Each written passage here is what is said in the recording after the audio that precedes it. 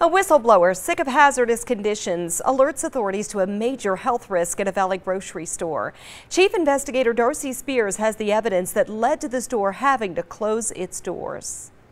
There's something wrong with these pictures, and it's more than what meets the eye. The photos show an imminent health hazard at a major grocery store, an ongoing rat infestation the store knew about but failed to report to the health district.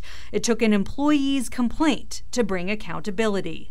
From the pharmacy to the meat department to the pet food aisle, 45 rats have been caught at one local grocery store in just the last 3 months.